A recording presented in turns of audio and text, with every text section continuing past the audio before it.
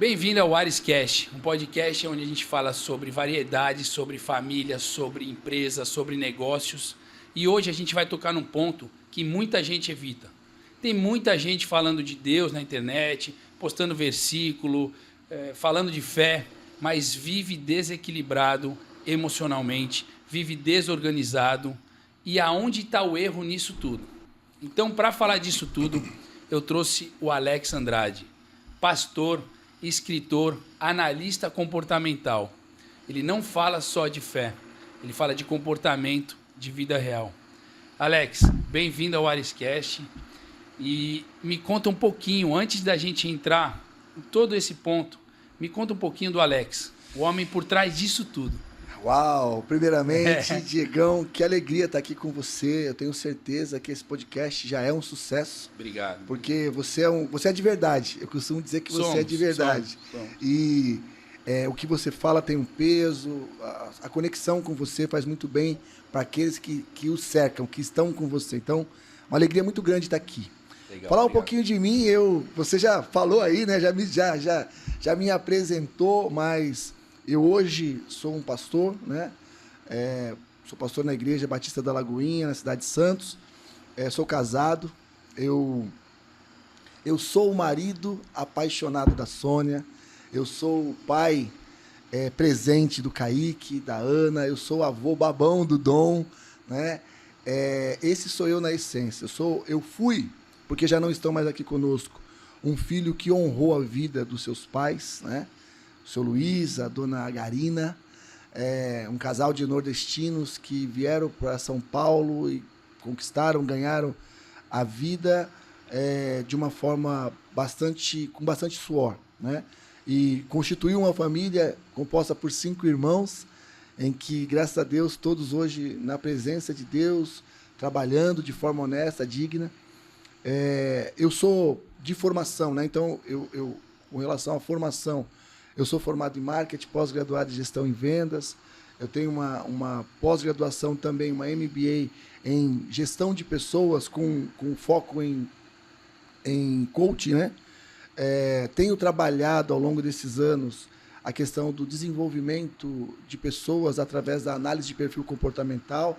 Eu sou também analista comportamental de formação.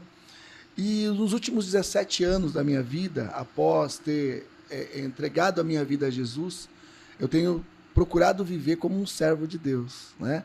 Aonde quer que eu esteja, eu procuro transmitir, falar da palavra de Deus, transmitir o Cristo que há em mim. A Bíblia nos diz: Cristo em nós, a esperança da glória. E quando esse versículo fala esperança da glória, a esperança da glória para quem? Para aquele que está com você, que conhece você, que possui Cristo dentro de você. Então, esse é um pouco do Alex Andrade, do pastor Alex, do amigo Alex. Então, esse sou eu. Legal. E eu queria começar já, para quem não te conhece, eu te conheço já há um bom tempo. E para todos que te conhecem, a gente sabe que você é um cara bem equilibrado mesmo. E só que eu queria te perguntar o seguinte, isso é uma coisa que já está na minha cabeça faz tempo. Você sempre foi assim ou você já viveu tempos difíceis, né? Conta pra gente como é que é um pouquinho desse equilíbrio do Alex hoje. Cara, Diego, é muito importante você falar isso, porque eu vou até pegar um gancho daquilo que você falou na introdução. Você falou assim, muitas pessoas hoje têm falado de Deus, muitas pessoas têm postado por vezes versículos, postado as suas devocionais, e tá tudo bem, não há nada errado nisso. A questão é quando isso não é a sua realidade. É quando quando não há congruência naquilo que você fala com aquilo Sim. que você faz.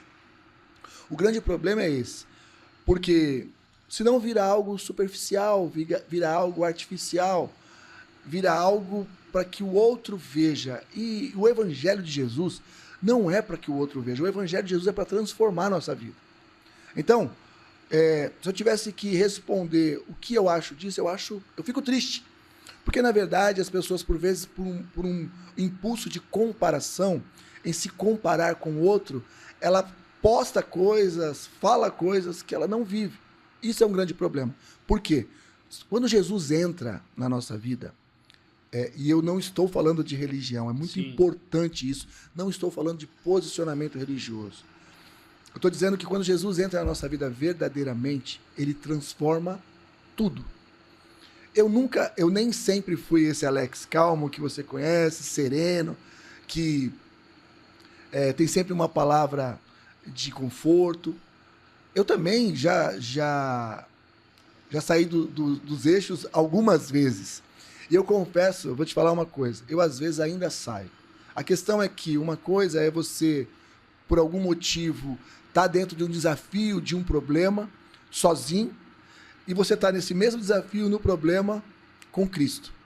Porque a questão é, estar em Cristo não significa a ausência de desafios, de problema, de questões, sejam elas emocionais, físicas, financeiras. Nós vamos passar por desafios. A questão é como eu vou conduzir esse desafio. Porque uma coisa é eu sozinho, outra coisa é eu com Cristo.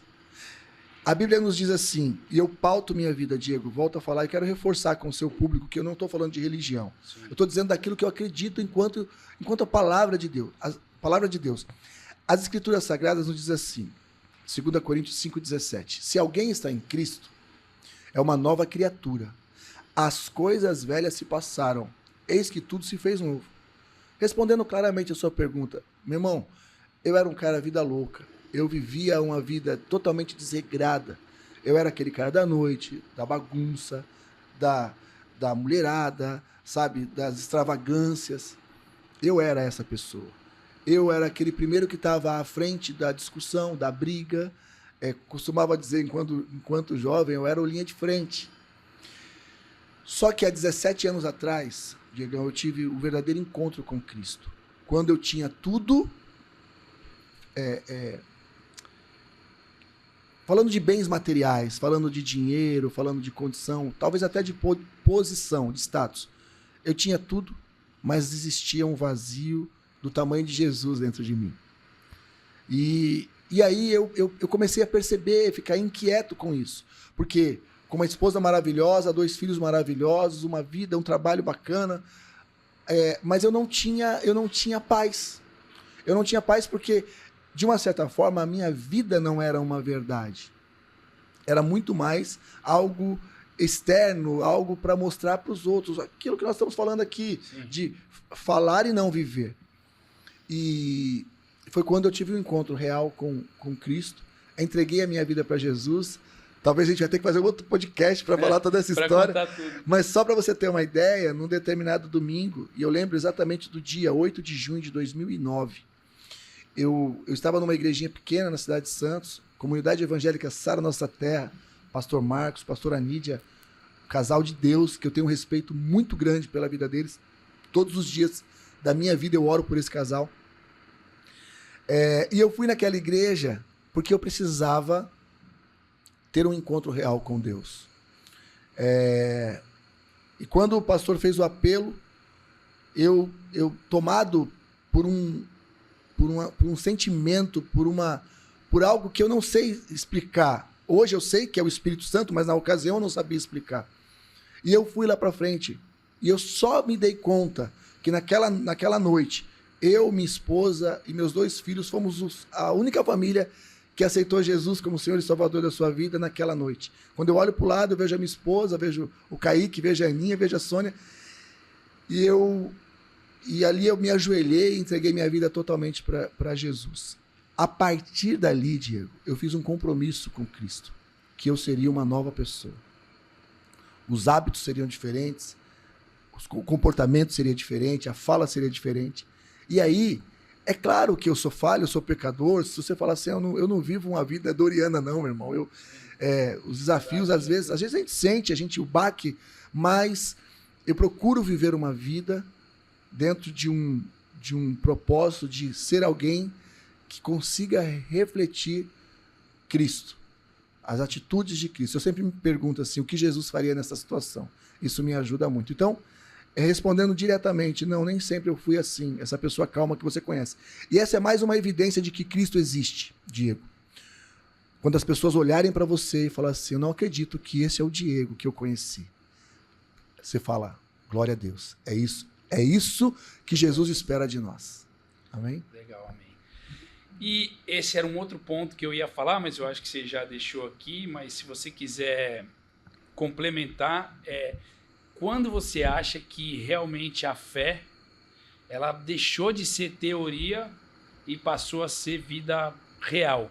Porque muitas pessoas, é o que você está falando, é o que a gente está falando aqui, muitas pessoas, eu vejo hoje, a pessoa parece que quer engajar, falando de Deus, falando de versículo, falando de Bíblia, e muitas vezes nunca abriu uma Bíblia, né? Então, que ponto você acha que a fé deixou de ser a teoria e passou a ser a vida real ali, a prática do Alex? Boa, excelente pergunta. Eu sempre falo assim, Diego, que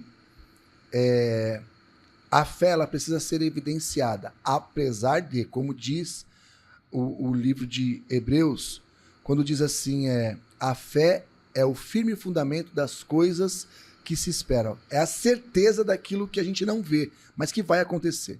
Né? Quando a Bíblia fala isso, ela está dizendo o seguinte, eu tenho certeza e convicção de que algo vai acontecer. É o firme fundamento das coisas que se esperam. Eu tenho certeza que aquilo vai acontecer. Mas eu preciso evidenciar isso. Certa vez, logo depois de convertido, passado alguns meses, eu tive uma situação em que, primeiro, eu orei a Deus, falei, Senhor, eu nunca mais vou mentir. Eu não quero mentir. Até porque a gente sabe que o pai da mentira é o diabo. E eu não sou filho do diabo. Então eu não posso mentir. E eu fiz um voto com Deus a respeito disso. Passado alguns meses, eu fui colocado numa situação em que a minha esposa me fez uma pergunta e eu não tive como. Na hora me veio aquele voto que eu fiz com o Senhor. E, na verdade, tudo que eu mais queria naquele momento era mentir. Porque eu sabia que a minha resposta ia ser algo que poderia abalar, inclusive, o nosso relacionamento, o nosso casamento. Mas, na hora, o Espírito Santo falou assim, você lembra do que você falou? Fração de segundos, Diego. Eu precisei evidenciar a minha fé. Ou seja, eu fiz um voto com Deus e eu tinha que eu fui colocado ali naquela situação para ver se de fato eu ia cumprir o voto mesmo. E aí eu peguei e falei a verdade. O que eu quero dizer com isso? A minha fé foi evidenciada porque eu tinha certeza e a convicção que o Deus que eu fiz o voto, ele era suficiente, poderoso para me sustentar e para me guardar, para guardar o voto e a aliança que eu fiz com ele. Então, apesar de ter sido uma situação muito delicada, eu tenho certeza e convicção que Deus cuidou ali. Então, ele estava me sustentando. Então, a forma com que a gente evidencia a nossa fé são atitudes que vão nos expor. Talvez vai nos expor a uma situação de falar assim, Deus está nesse negócio ou não? Não sei se eu consegui responder. Sim. Mas esse ponto foi a virada de chave. Foi a virada de chave. E foi ali que eu entendi que... E teve sofrimento nisso? Teve, é lógico que teve. É bom a gente sempre deixar claro, né? Porque a gente acha que vai ter uma vida com Deus e não vai sofrer, né? Não. Então, teve conta pra gente um pouco. Teve sofrimento, teve dor, mas teve o bálsamo, teve a cura, teve a restauração.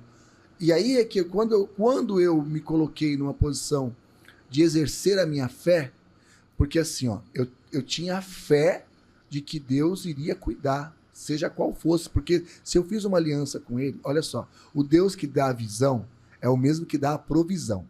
Então, se eu coloquei diante de Deus, eu tenho certeza e convicção, eu sempre tive a certeza e a convicção de que ele iria cumprir a parte dele na nossa aliança.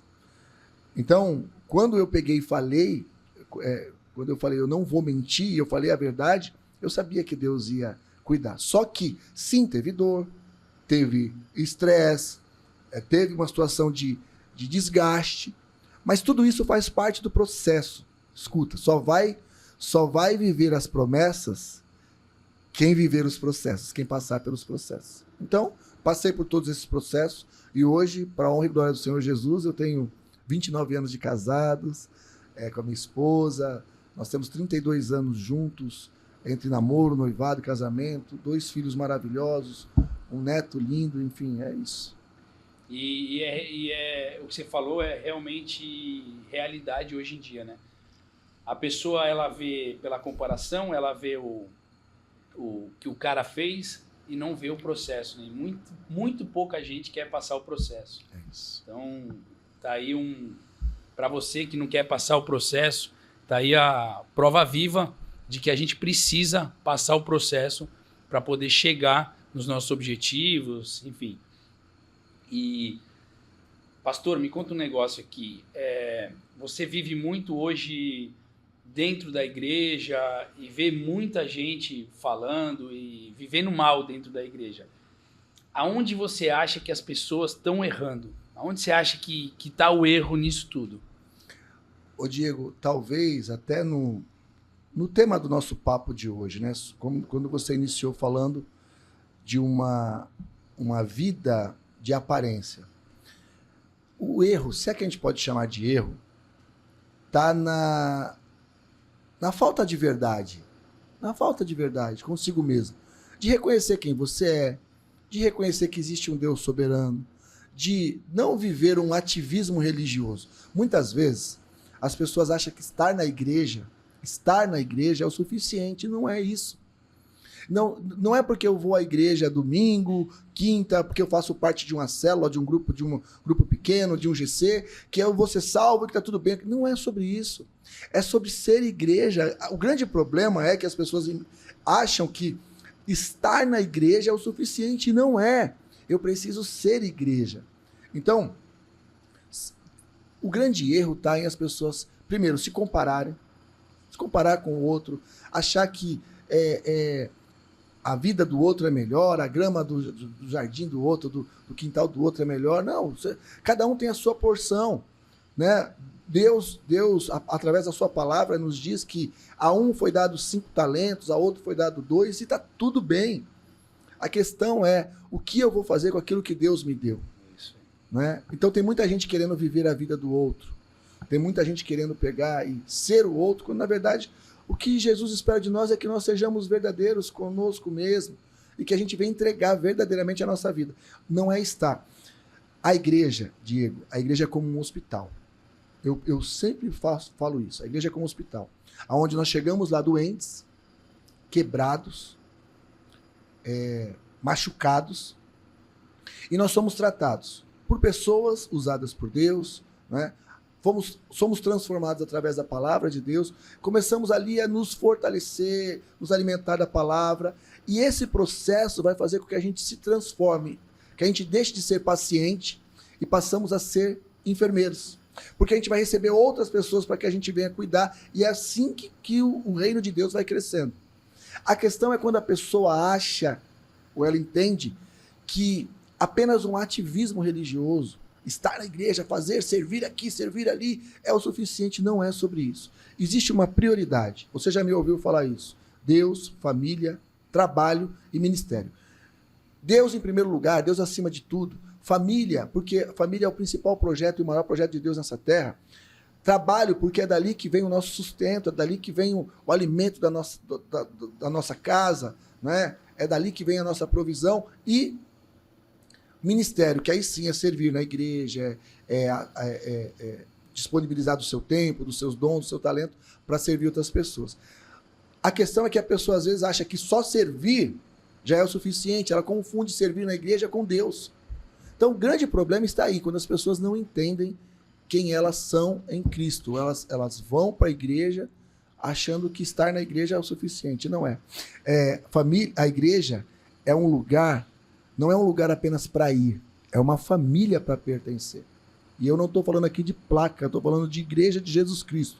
Independente de onde você for, vá. Mas não é vá, religião, é espiritualidade. Não é sobre religião. Tem muitas pessoas seguindo uma religião, vivendo uma vida religiosa e deixando a intimidade com Deus. Então não vive intimidade, não tem tempo de oração, não tem tempo, não dobra seu joelho, não chora mais, não sente mais a presença de Deus, porque simplesmente só vai para a igreja. E aí você vê pessoas dentro da igreja sofrendo. Você fala, mas como pode isso? E você vai sofrer, você vai ter dificuldade, mas a gente vai passar de uma forma muito mais forte, porque a gente tem Cristo, que é o cabeça da igreja, né? Não dá para viver com fé e estar perdido, né? Não faz muito sentido isso. Não dá para colocar na mesma frase isso. Eu tenho fé, mas estou perdido. E eu vejo muita gente, até mesmo dentro lá da igreja onde a gente congrega, gente seguindo gente. É isso. Né? Eu vejo gente saindo, às vezes, da igreja para ir para outra igreja por causa de um pastor. Né? Então, o pessoal está perdendo um pouco a mão disso. Né? É isso que você está falando agora. Se a pessoa entrou na igreja, melhor, se ela saiu da igreja por causa de alguém, de uma pessoa, de uma circunstância, seja ela qual for, ele nunca entrou naquela igreja por causa de Jesus. Então, o problema está nele, né? O problema está nele. Tá na igreja. Está na igreja. É isso aí. Para matar essa agora e a gente passar para um pouco de inteligência emocional. Você fala muito de inteligência emocional, mas na verdade eu acho que as pessoas nem entendem o que é isso, né? Então, se você puder explicar um pouco para a gente o que é inteligência emocional, onde a gente aplica, como a gente pode usar no nosso dia a dia, conta um pouquinho para a gente desse ponto. Excelente. Digam, inteligência emocional basicamente é quando eu me conheço o suficiente para que eu possa governar os meus impulsos. Ou seja, a pessoa que detém inteligência emocional, ela com certeza trata melhor e se trata melhor. Trata melhor o próximo e se trata melhor. Aonde entra a inteligência emocional no nosso dia a dia? No nosso relacionamento enquanto casados, no nosso relacionamento como empresário. Então você tem lá a sua empresa que você precisa tratar com seus colaboradores. Você precisa ter forma de falar. Por mais que às vezes a questão seja tensa, seja difícil, você não pode pegar e perder o controle. Então, a inteligência emocional é quando eu consigo, de uma forma muito sucinta, falar da forma correta, no momento correto, para a pessoa correta. Quando eu chego em casa, depois de um dia de trabalho intenso, talvez com alguns problemas, com algumas situações delicadas, e eu despejo tudo na Sônia, me faltou inteligência emocional. Por quê? Eu preciso resolver as minhas questões de trabalho, no meu trabalho, falar para as pessoas que eu tenho que falar da forma correta e naquele ambiente. Eu não posso trazer o trabalho para dentro de casa e lá em casa descarregar. Ou seja, me faltou inteligência emocional se eu assim fizer. Então, inteligência emocional é quando eu consigo falar da forma correta para a pessoa correta no momento correto. Isso é matador no que diz inteligência emocional. Onde eu uso? No meu casamento, no meu trabalho, no meu dia a dia. Às vezes no trânsito, Diego. Diego, nós temos a oportunidade, nós somos um ser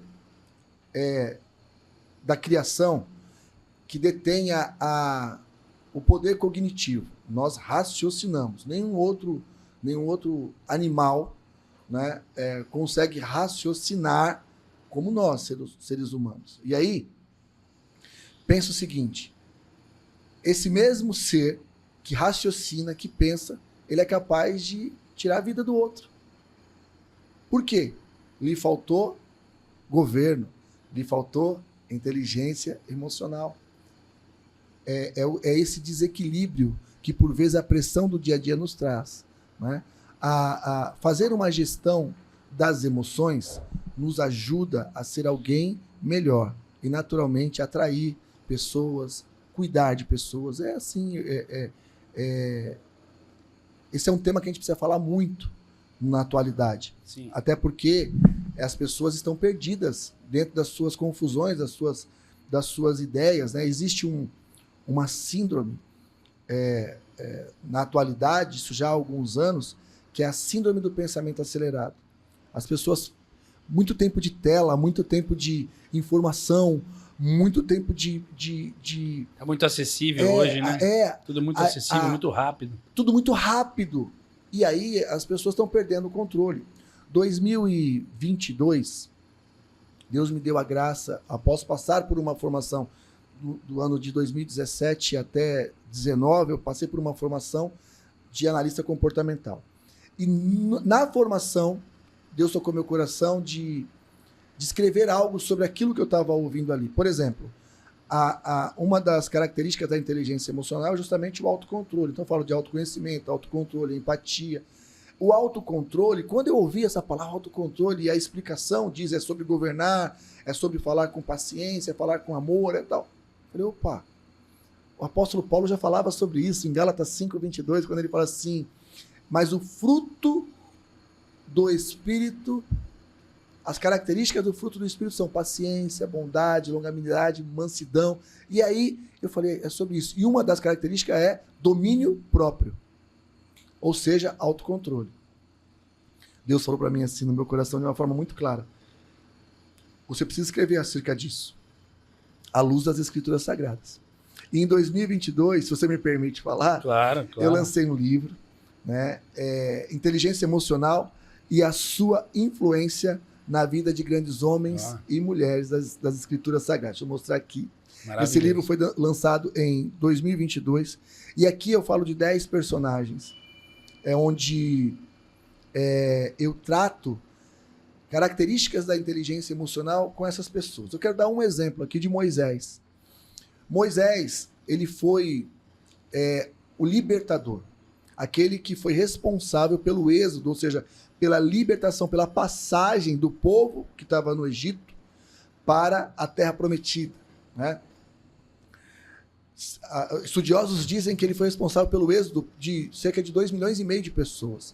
Um cara extremamente utilizado, usado por Deus, um líder nato. Porém, em algum momento lhe faltou a inteligência emocional. A Bíblia nos diz que Deus fala para ele assim, Moisés, o povo estava clamando, reclamando por água, e ora era por alimento, né? Inquieto, o povo enchendo os pacoás de Moisés. E Moisés vai falar com Deus e fala assim, Deus, o povo está reclamando. Deus fala para Moisés assim, vai a essa rocha, diga à rocha que verta água. Só que Moisés estava num estado emocional tão agitado que ele não se contém. Ele estava com o seu cajado, com a vara na mão, e ele bate na rocha. A Bíblia diz que saiu, verteu água. Só que o Deus falou para ele, diga à rocha, não bata na rocha. Quando ele bate na rocha, faltou-lhe o controle emocional. Outras passagens, quando ele pega e quebra as tábuas, né, dos 10 mandamentos ali, em primeiro momento, quando ele vê o povo corrompido com ídolos, o povo idolatrando a um bezerro de ouro, enfim. Faltou-lhe ali a inteligência emocional naquele momento. E algo extremamente natural, tá, Diego? Qualquer um de nós aqui. Sim. Aí eu pergunto, quantas vezes nós falamos o que não devia falar? Quantas vezes nós batemos na rocha quando era para falar para a rocha? Quantas vezes eu falei coisas para Sônia, para minha esposa, e depois eu me arrependi? Porque eu não pensei, porque eu não raciocinei antes. Ou seja, nós precisamos nutrir a inteligência emocional para o nosso dia a dia. Mas, legal. Como é que a gente faz isso? Esse é o ponto, porque você está falando, eu estou achando maravilhoso. Mas como é que a gente vai colocar isso no dia a dia? Como é que eu faço isso funcionar? Esse eu acho que é o grande lance, perfeito, né? Vamos... Eu tenho... Lembra que eu falei que nós somos o único animal que consegue raciocinar? Então, me falta bastante... no dia, me falta muita inteligência emocional. Não, mas eu acho que até os nossos dias são dias difíceis. A gente vem vivendo, de fato, inputs, né, externos bastante desafiadores e que faz com que a gente, por vezes, perca esse eixo. Mas vamos lá. Na prática, eu preciso, Diego, buscar viver da forma em que eu fui criado para viver. Todos nós, temos no nosso cérebro uma área chamada o ambiente que ele é o mais emocional. Ele é aquele que vai trazer para nós as reações, as ações, né? Chamado de, na nossa mente, a parte, o simpático. O simpático e o parasimpático. O simpático, ele fala das reações. Ele fala de fuga ou defesa. Ele fala sobre ataque ou defesa. Quando nós estamos nesse estado, olha que interessante, quando nós estamos nesse estado, normalmente, a parte que mais o nosso próprio corpo manda oxigenação é para as nossas pernas ou para os nossos braços. Ataque ou fuga. Então, força para avançar, para reagir, ou habilidade, rapidez para correr, para fugir. Sim. Por que disso? Porque nós estamos vivendo algo extremamente, um momento de extrema informação. A gente está sempre buscando algo, conhecendo algo novo, tal. Agora vem a inteligência artificial, então nós temos que ter resposta para tudo. A nossa mente está agitada. O que nos leva a esse estado simpático gera o que nós chamamos de ansiedade. Nós vivemos uma geração de extrema ansiedade. As pessoas estão preocupadas, às vezes, com aquilo que não vai acontecer, mas está preocupada com o amanhã. Sim. Você para pensar em tudo que cerca a sua vida. É a preocupação com a empresa, com os filhos, com o casamento, aí com o trabalho, com aquilo. É muita informação. Se você não buscar voltar para um estado que seja de calmaria, de paz, de descanso, você vai entrar num colapso. E eu vou te ensinar como fazer isso. O outro estado da nossa mente é o estado parasimpático. Então existe o simpático, agitação, fuga, defesa, corre, ataque. Ansiedade, simpático. É uma parte no nosso cérebro chamada amígdala que é responsável. Deus permita que não, mas no momento de um assalto, aonde eu cedo totalmente e eu raciocino emocionalmente, com medo talvez, mas eu cedo para que nada aconteça de mal ali e a pessoa faça o que tem que fazer e todo mundo fique bem. Ou é a mesma área que eu reajo, eu falo assim, eu vou correr. E aí eu vejo um espaço para correr. Essa é a área do nosso cérebro que é responsável pela essa descarga emocional. Uma outra área é o parasimpático, é um estado parasimpático. O que é o parasimpático? É o descanso em Deus, é a fé, é a certeza de que Deus está no comando, é a certeza de que eu não vou resolver tudo. Então, respondendo para você claramente, Diego, você e eu precisamos buscar discernir em Deus o que eu tenho e o que eu não tenho que fazer. Você não precisa guerrear todas as guerras. Você não precisa resolver tudo. Você não precisa ter resposta para tudo. Você não precisa entrar numa DR com a Nayara, com a sua esposa, para ser o solucionador. Não. Não precisa. A questão é que nós buscamos, nós queremos. A inteligência artificial é uma bênção. Eu costumo dizer que é uma bênção. Mas ela pode ser uma maldição. Ser bem usada, né? Se bem usada, ela é uma bênção. Agora, você me pergunta algo que eu não sei, muita gente tem vergonha de dizer, eu não sei, Diego, sobre isso. Aí a pessoa tem vergonha de dizer que não sabe, e ela vai pesquisar na inteligência artificial para se balizar em cima daquilo e te passa a resposta. O que é isso, se não entrar num looping, numa esfera de, cara, não preciso de nada, eu só preciso descansar em Deus. A Bíblia diz assim, ó. É aquela história do ser feliz ou ter razão. É isso. Então, as pessoas querem ter razão hoje. A Bíblia nos diz que nós precisamos descansar no Senhor. O salmista Davi, certa feita, olha que interessante, e é uma resposta para nós. Quando você estiver agitado internamente, pergunta, por que você está agitado? Olha que Davi, o rei Davi, talvez o nome mais falado depois de Jesus na Bíblia, com certeza, o nome, a referência Davi é a segunda referência mais citada na Bíblia depois de Jesus. Mas certa feita Davi falou assim, por que está aflita, ó minha alma? Por que se agita dentro de mim? Olha isso. Ele faz uma pergunta retórica, porque ele mesmo responde. Sim. Por que está aflita, ó minha alma?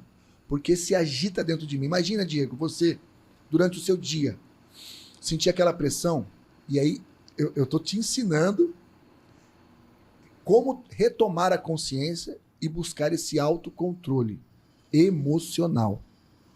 Davi pergunta para ele mesmo, pergunta para a alma, para as emoções dele. E aí você se coloca no lugar de Davi, Diego falando, por que está aflita, ó minha alma? Por que se perturba? Por que se agita dentro de mim? E aí ele responde, espera em Deus, pois ainda o louvarei. Diego, quando você e eu estivermos numa situação de agitação, de perturbação, nós só precisamos sair do simpático e buscar o parasimpático. Simpático, agito. Parasimpático, calmaria, paz. E aí eu preciso buscar. Como é que eu faço isso? Eu tinha separado aqui um versículo. Aquele lance da respiração, respira, 3 segundos, 4 segundos, sim, pensa. É isso aí.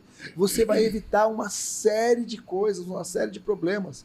Isso é um exercício de inteligência emocional. É quando você sabe que você tem razão. É quando você sabe que você já tem a resposta, mas você respira fundo e fala, cara, se eu falar dessa forma, eu vou machucar ele, cara. Eu vou machucar e eu vou perder a minha razão, talvez possa perder o meu amigo.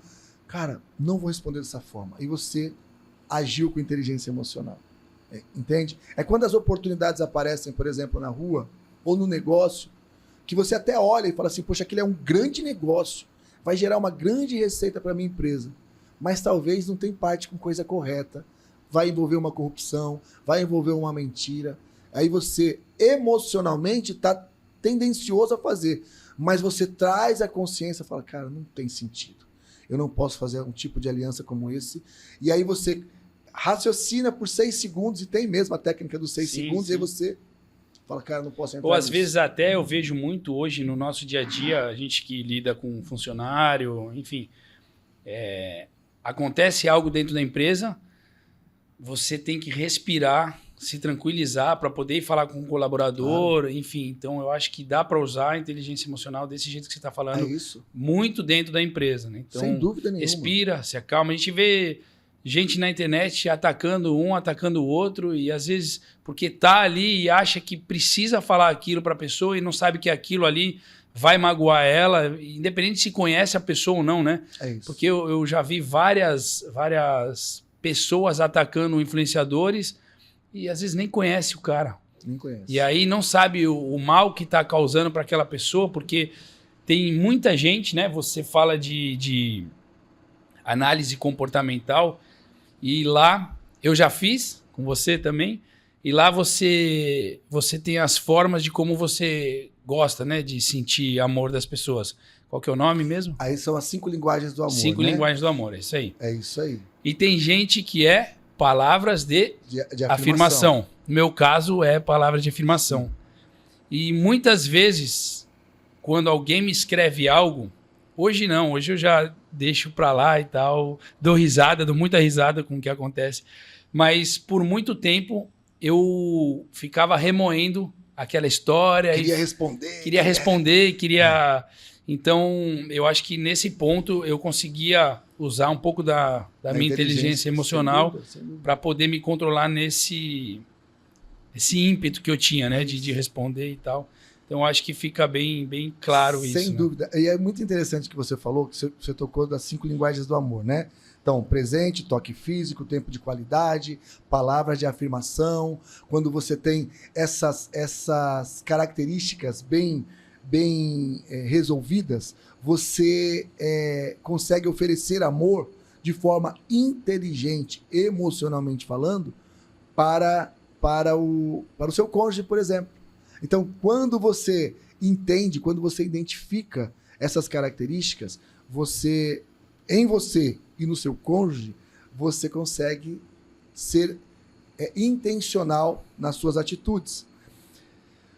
Cada um de nós temos um perfil comportamental. Nós agimos e reagimos de algumas maneiras. E às vezes o ambiente nos pede, né?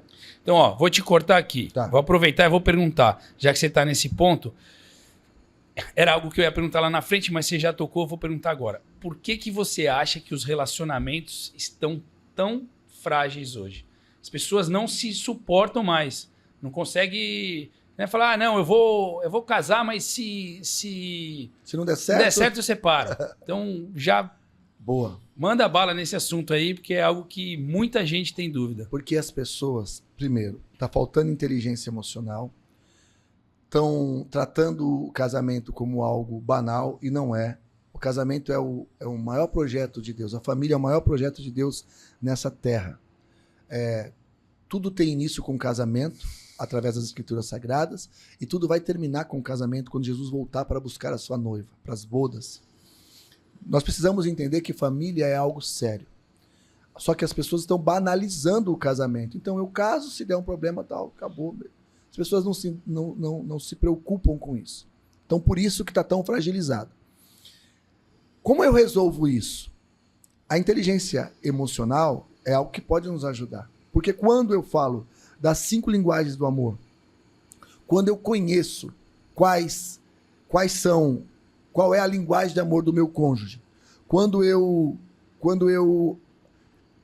apresento para o meu cônjuge qual é a minha linguagem do amor, eu consigo oferecer uma melhor qualidade no meu casamento. Muita gente está comprando presente para suprir um tempo que não tá dedicando ao seu cônjuge.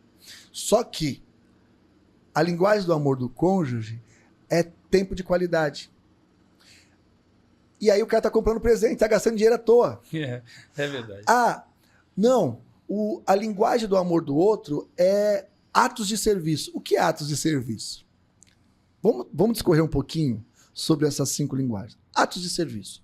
O que é atos de serviço? É quando eu, por exemplo, a linguagem do amor da Sônia é tempo de qualidade e atos de serviço, a segunda.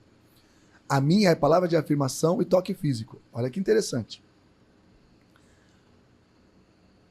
Quando eu pego de manhã, logo pela manhã que nós acordamos, hoje eu fiz isso, tá? Tomamos... Fica uma dica para você aí. É isso aí, fica a dica. Eu sei que ela gosta disso. Então eu vou até a cozinha, eu preparo um cafezinho, pãozinho na chapa, um pãozinho de queijo ali e tal, e eu levo na cama para ela. Eu sei que ela gosta disso. Então, se eu sei que essa é atos de serviço, é uma linguagem de amor dela, e ela gosta disso, eu vou agir dessa forma. Quer ver um outro detalhe? Nós estamos só os dois em casa. Aí tem alguma coisa para fazer. Por exemplo, ela está fazendo uma comida e tem uma louça para lavar. Cara, não tem problema nenhum. Eu vou lavar aquela louça. Porque eu sei que isso para ela é importante. Atos de serviço. A primeira linguagem do amor dela é tempo de qualidade. Cara, eu preciso criar oportunidades de ter tempo de qualidade com a Sônia. Apesar de ter uma vida agitada, ministerialmente falando, trabalho na igreja, eu tenho um trabalho, eu tenho uma mentoria de casais, eu trabalho na hotelaria, eu tenho uma série de coisas que eu faço. Ainda assim, com toda essa questão, eu preciso arrumar tempo. Veio aqui no podcast. Tô aqui no podcast. Achou um tempo para vir aqui no podcast. Mas com tudo isso, Diegão, eu preciso encontrar um tempo para dedicar com atenção um tempo de qualidade para a Sônia. Às vezes, sabe como é que eu consigo oferecer isso para ela? E a forma que mais agrada a ela é enchendo uma garrafinha de água em casa e nós vamos caminhar na praia. A gente caminha 1 hora, mais ou menos. Eu gosto de correr, ela gosta de caminhar. Mas naquele momento eu não vou correr, eu vou caminhar com ela, porque eu vou ouvi-la com atenção. Sem influência de celular, é só eu e ela caminhando na praia. Eu estou dedicando um tempo de qualidade. Então eu falei de atos de serviço, tempo de qualidade.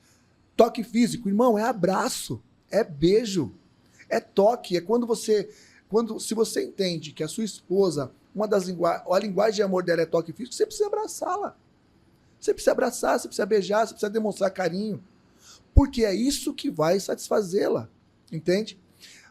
Atos de serviço, tempo de qualidade, toque físico. Aí eu tenho presentes. Aí sim, eu vou comprar um presente, eu vou... E isso não tem nada a ver com o valor, tá? Sim. Né? Eu preciso comprar algo caro, não é nada disso. Se tiver condições, melhor ainda, ela vai ficar mais feliz ainda. Mas é sobre você lembrar, estive em tal lugar, peguei uma lembrança, tá aqui para você, você Pelo carinho vai. com a pessoa. É isso, é exatamente assim. Ou seja, você vai conseguir atingir o objetivo. Nós precisamos pegar, então falamos de atos de serviço, tempo de qualidade, presentes, Palavra de afirmação. e agora é palavra de afirmação. Boa. Palavra de afirmação.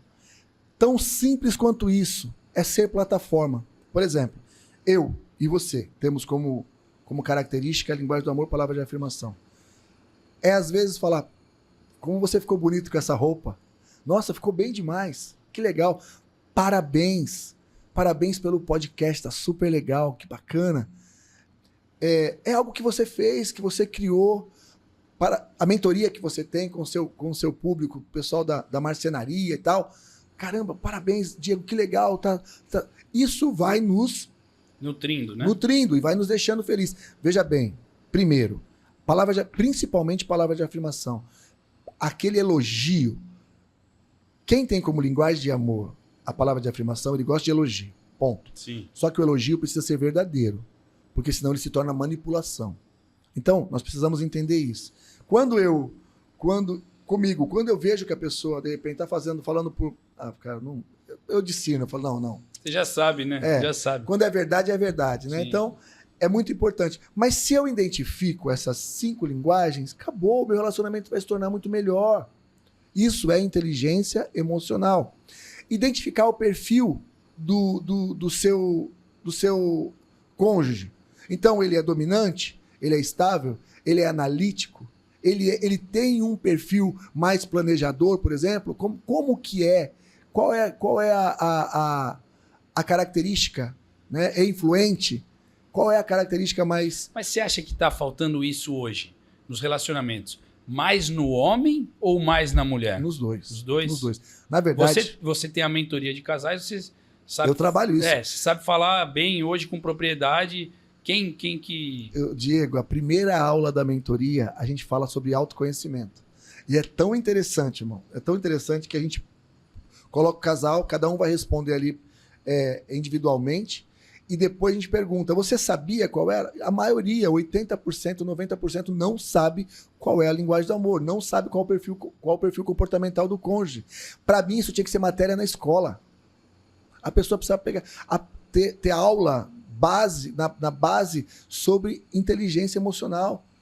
Porque as pessoas... Entenda bem, se eu quero pegar e tirar uma... Se eu quero dirigir um carro, eu preciso ir numa autoescola, eu preciso me matricular na autoescola, eu preciso fazer 20 aulas, eu preciso ter um teórico, uma série de coisas, passar por uma prova. Se eu quiser casar, irmão, só preciso pegar o documento, ir lá no cartório, pagar uma taxa e me casei. E aí, no jogo, no casamento, eu vou descobrir que tá errado. Então, por que existe o namoro, o noivado e o casamento? O namoro nasce para acabar, acaba o namoro, começa o noivado. O noivado precisa nascer para acabar também, para nascer um casamento. Porque depois que o casamento for consumado, não tem mais volta. Aí é casar até que a morte o separe. Porque é aquilo que nós declaramos diante do sacerdote, diante de Deus. Sim. Então, falta inteligência emocional para os casais. Eu tenho trabalhado, juntamente com a minha esposa, gastado de fato a minha vida para tentar, dentro daquilo que eu posso, Sim. que nós podemos, ajudar o máximo de casais possíveis. E olha, como nós temos pessoas com problemas, né? E graças a Deus que há solução. Mas o fator e eu costumo dizer que é o seguinte, na mentoria inclusive, é 80-20. 80% do resultado está na mão do casal. Se o casal quiser colocar em prática. Às vezes, Diego, tão simples quanto isso que eu vou te falar agora. A direção é: ore com a sua esposa, faça um devocional todos os dias com ela. E aí você pergunta pro casal, te dei como tarefa aquilo, você pergunta na semana seguinte, e aí, orou com a esposa? Ah, não consegui. Poxa, não deu tempo. Não teve tempo. É isso. Aí você fala, sabe a mensagem que você está passando? É que seu casamento não é prioridade, não é importante. Sim. Então é isso. É isso aí, acho que é por aí. Legal. E conta pra gente aqui, disso tudo, qual é o hábito que mais mudou a sua vida? Desde que você contou lá, há 17 anos atrás, que você fez um voto com Deus e que você mudou a sua vida e que você não ia mentir mais. De lá para cá, eu tenho certeza que o Alex de antes não é o mesmo Alex de hoje. A gente vem em constante evolução. Você é um cara inteligente emocionalmente também e você vem evoluindo. O que mudou? Qual foi o hábito que mais mudou a tua vida hoje? Que você fala, cara, isso aqui, minha rotina é acordar, ir para academia, voltar, fazer o café para minha esposa, trabalhar. O que mudou? Conta pra gente um pouco dessa tua rotina aí, desse hábito, né? Muito bom. Teus hábitos. Diego, o que mais mudou, o que mais me ajudou e me ajuda nessa transição do velho e do novo homem é a intimidade com Deus. Irmão, eu não posso decepcionar o meu Deus. Porque o que ele fez para mim, o que ele fez por mim, foi um preço muito alto. Ele morreu na cruz pela minha salvação. Ele transformou a minha vida. Ele me deu a oportunidade de me tornar um novo homem. Então, todos os dias, Diego, hábito, todos os dias, eu não começo o meu dia sem uma oração, sem um devocional com a minha esposa. Eu preciso entregar o meu dia a Deus. Isso é um hábito. Eu preciso cuidar das minhas conexões. Você é um cara que você fala muito a respeito disso. Mas eu preciso cuidar das minhas conexões. Então, pessoas com que eu vou me relacionar, eu filtro. Eu não segrego, mas eu filtro. Sentar à mesa aqui com você, para mim é um prazer enorme, porque eu aprendo com você, porque eu cresço com você. É claro que tem momentos que a gente vai sentar com pessoas que a gente vai ter que se doar mais. Sim, e tá tudo bem. Certeza. Mas o que eu estou dizendo, hoje eu sou alguém que eu procuro estar com pessoas que de fato vão agregar valor à minha vida e que eu vou ter a oportunidade de agregar a vida delas. E o terceiro aspecto seria... E tá tudo bem nisso, né? Tudo bem. O pessoal acha que tá indo por interesse. Não é isso. Não é esse o ponto. Não. O ponto é edificar a vida do outro, o outro edificar a sua vida e vocês crescerem juntos, né? Não é é bom a gente deixar aqui claro. claro. Porque não é sobre o que a pessoa pode me dar. E não é o que eu posso dar. Cara, é muito interessante isso, porque o relacionamento ele precisa ser pautado em crescimento e não necessariamente o que você pode me dar. Não, eu me relaciono com o Diego porque eu tenho prazer em estar com o Diego. Sim. Porque o Diego é um homem que professa a mesma fé, é um homem que tem os mesmos valores que eu. Então isso edifica a minha vida, né? E faz com que eu edifique a vida dele.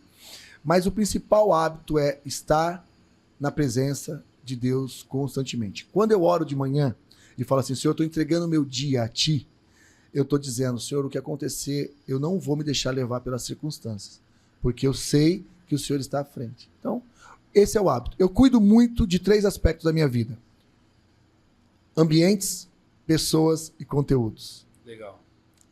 Isso muda muito o jogo. Totalmente. Ambientes que eu vou frequentar, pessoas que eu vou me relacionar, mesas que eu vou sentar, pessoas que eu vou me relacionar e conteúdo que eu vou consumir.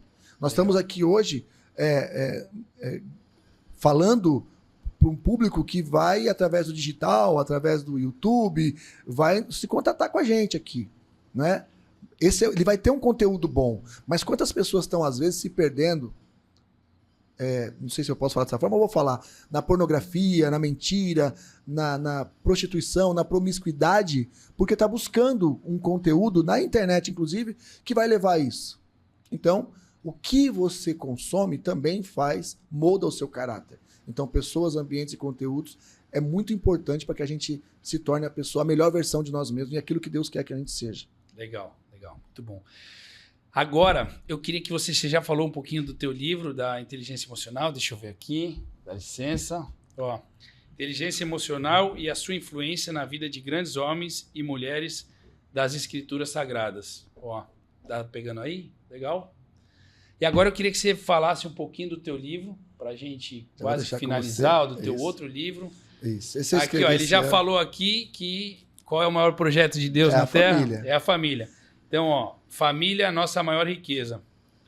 Livro que eu não li ainda, mas eu vou ler, maravilhoso. Conta um pouquinho para a gente desse livro, para a gente finalizar aqui. Esse livro nasce, Diego, com essa, dentro desse trabalho de mentoria, dentro desse trabalho, eu e minha esposa, nós somos responsáveis pelo pastoreio das famílias, né? Nós somos ovelhas do pastor Daniel Santana, da pastora Renata, e caminhamos com eles, né, na Lagoinha em Santos, e lá nós cuidamos de família. E eu tenho entendido, ao longo desses anos, e nesse livro eu falo, inclusive, da nossa árvore genealógica, da minha e da Sônia, eu tenho entendido que o maior projeto de Deus é, de fato, a família, antes de governo, antes de instituições, antes de empresa. O maior projeto de Deus é a família. Quando o Senhor colocou no meu coração esse desejo de escrever esse livro, foi justamente como um manual prático para homens, mulheres, filhos, entenderem qual é o seu papel dentro de uma família. Então, nesse livro, você vai encontrar assuntos como posicionamento do homem como sacerdote do lar, a mulher como a auxiliadora, a ajudadora, aquela que faz a gestão dentro da sua casa, o filho como alguém obediente que honra seu pai e sua mãe, tudo em princípios práticos, claros, e aquilo que eu vivi e vivo dentro da minha vida. Então, esse livro, eu costumo dizer, é um manual prático mesmo, todo mundo precisa ter. E eu vou falar para você, não há projeto, não há dinheiro, não há sucesso profissional que venha superar ou que venha valer a pena se a sua família estiver fracassada. Então, nós precisamos estar muito atentos a isso. Vou escrever isso aí. Como é que é? Fala não aqui. há sucesso. Não há sucesso na vida que compense ou que seja, vamos colocar dessa forma, que compense um fracasso, né, que sobreponha um fracasso da sua família. O sucesso na rua, pode ser assim? Não, o sucesso da sua... Não há sucesso na vida que compense o fracasso na família. Exatamente. Boa. É isso. Eu falo um pouco disso no livro também, então nós precisamos entender que a partir da nossa família, né? Família é um lugar de descanso, família é um lugar de refúgio, família casa, por exemplo, lar é o melhor lugar para a gente voltar, né? Vamos conhecer o mundo, mas é bom ter uma casa para voltar. É sobre isso. Legal. E agora, Alex, eu quero te agradecer muito por você ter vindo, ter pegado um tempo aí que você não tem, ter vindo aqui, mostrado o seu livro, contado um pouco da sua vida. E agora eu queria que você falasse para a câmera, imagina que tem um cara perdido, vivendo emocionalmente perdido, desorientado, desmotivado, bagunçado. Então, quero que você deixe uma mensagem do Alex, do escritor, do pai, do filho, do pastor Alex. Deixa uma mensagem aqui pra gente. Boa. Eu quero, primeiramente, te agradecer, Diegão, pela oportunidade de estar aqui, né? É uma honra para mim mesmo. Então, você falou algumas vezes a questão do tempo, né? Poxa, você dedicou um tempo. Eu fico muito lisonjeado, muito honrado com o seu convite. Você sabe o amor que eu tenho pela sua vida, pela sua família. Nós somos um em Cristo, eu tenho certeza disso, e é uma honra para mim estar aqui com você, né? E talvez você que esteja aí perdido, achando que não tem mais saída, que não tem mais jeito, eu tô para te dizer algo assim: existe um Deus que é soberano, que é poderoso para fazer infinitamente mais de tudo aquilo que nós podemos pensar, imaginar, e Ele está à disposição de cada um de nós, né? Abra a mão da sua ansiedade, abra a mão dos seus pensamentos contrários e entregue a sua vida para Deus. Volto a falar, não estou falando de religião, estou falando de você ter uma intimidade, um relacionamento com Deus. É possível, sim, você sair dessa vida, às vezes, de ostracismo, de paradeira. É possível você viver a plenitude de Deus. A Bíblia vai nos dizer que o diabo, o nosso adversário, ele vem senão para matar, roubar e destruir. Ele quer matar os seus sonhos, ele quer roubar as suas expectativas, quer roubar o seu desejo, os seus alvos, e ele quer destruir a sua casa, a sua história, a sua família. Mas o mesmo versículo, continuando, diz assim: mas eu vim para que tenha vida e vida em abundância. É Jesus falando para nós. Então, que você tome posse dessa segunda parte desse versículo, entendendo que Jesus veio para que você tenha vida e vida em abundância. Entregue a sua vida para Jesus e seja pleno com Ele, que você vai viver o melhor da sua vida e comer o melhor dessa terra. Em nome de Jesus. É isso. Amém. É isso aí. Valeu. Bom, quero te agradecer demais. Também quero honrar a sua vida. Você é um cara que tem me ajudado muito. É uma honra estar dentro desse podcast aqui com você, ser o primeiro episódio. Então, queria te agradecer demais. E tenho certeza que essa casa aqui é sua. Você volta quando você quiser. Amém. E eu tenho certeza que você vai voltar várias vezes para a gente destrinchar mais assuntos aí, que a gente tem muita coisa para falar. E eu tenho certeza que numa próxima vez, com outro livro aqui, que você é um cara que não para. Então, vamos para cima. É isso aí. Obrigado. Diegão, sucesso para você nesse projeto. Você é um cara onde você coloca a mão, tudo dá certo e eu não tenho dúvida. Você como performance, talvez pouca gente saiba disso, mas você é um cara de alta performance, né? Enquanto atleta, enquanto empresário, enquanto pai, porque enquanto marido, porque não quer dizer eu vou fazer uma trajetória como atleta, né? Não quer dizer que às vezes as quedas, você que foi um atleta de ciclismo, por exemplo, Sim. Não quer dizer que as quedas é que determina, não. As quedas elas só servem para nos deixar algumas marcas que vão nos fortalecer durante a jornada. Mas você é um cara de alta performance no atletismo, foi um cara de alta performance enquanto atleta, trouxe essa garra, essa gana, tudo que você... Cara, eu olho para você e vejo assim, cara, tudo que o cara começa, ele termina. Você é um cara extremamente determinado, dedicado.